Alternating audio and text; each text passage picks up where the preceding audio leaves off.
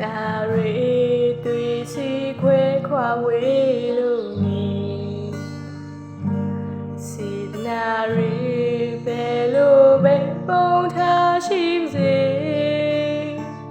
မုန်းစကားတွေချွေအသေးချွေဘယ်သူမှမသိကြိုးတည်ကိုရဲ့တဲ့တခုချစ်ကြောက်ရင်မာနေနေဝေဒနာတွေဖြေရှာမရအောင်မုန်းချက်နေရည်ပြင်းစေသူလိုရာကိုစီစဉ်နေတို့ဘဝနဲ့မတူတခြားစီ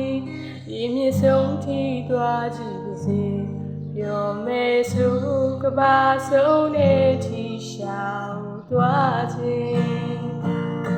ပြောစရာဆိုတာတို့ရဲ့ကဘာမှမရှိပါရင်နာစရာတွေတွေ့ကြည့်ပြန်လေရင်ထဲမှာပြေချက်ကလေးလွမ်းဝေးတန်ရာဝေးကြုံခါကနေရှိပါသေးဒီဘဝအတွက်တော့ဒီရင်ပဲချီ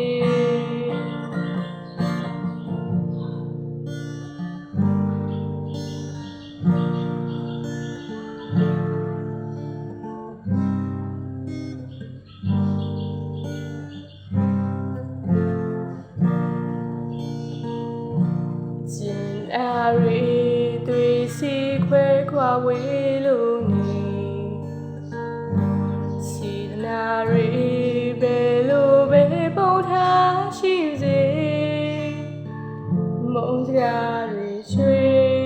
အသေးချွေဘယ်သူမှမသိကြိုးတည်ကိုရဲ့တဲ့တခုချစ်ကြောက်ရင်မာနေနေနာရီ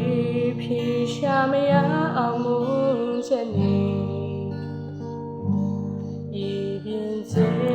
သူလိုရာကိုစီစဉ်နေတို့ဘဝနဲ့မတူတခြားသည်ရည်ပြင်းဆုံးထိသွားကြည့်ပါစေပြောမယ်ဆိုကဘာဆုံးနဲ့ထိရှောင်သွားခြင်းပြောစရာဆိုတာတို့ရဲ့ကဘာမှမရှိပါရင်နာစရာတွေတွေ့ကြည့်ပြန်ရင်ရင်ထဲမှာပြေချက်ကကနေလွမ်းဝေးတရားဝေးကြုံခါကနေကြည်ပါသေးဒီဘဝအတွက်တော့ဒီရင်ပဲချီပြောစရာဆို